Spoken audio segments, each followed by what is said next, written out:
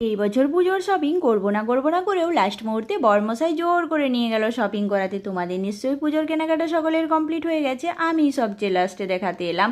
তো যাই হোক, ঠান্ডা ঠান্ডা হাওয়া খেতে খেতে চললাম এখন আসানসোল বাজারের উদ্দেশ্যে। আর যেতে যেতে আমার ঠিক একটা গানই মনে হচ্ছিল, এই পথ যদি না শেষ হয় তবে কেমন হতো তুমি বলো তো।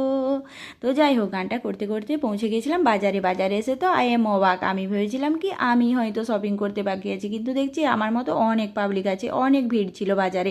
তো যাই হোক, সবচেয়ে প্রথম মোবাইল কভারের দোকানে চলে এসেছিলাম। আমার ফোনের কভারটা খারাপ হয়ে গেছে, তো এটাই নিয়েছিলাম, কীরকম হয়েছে কমেন্টে জানিও।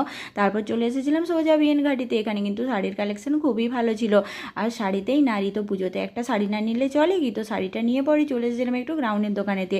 তারপর সমস্ত কিছু নিয়ে বর্মশাইয়ের জন্য আর ছেলের জন্য কেনাকাটিটা করে নিয়েছিলাম। তো চলো, তোমাদেরকে পুজো শপিংটা অবশ্যই দেখাবো, কিন্তু পরের ভিডিও থেকে। চ্যানেলটাকে সাবস্ক্রাইব করো আর ভিডিওটাকে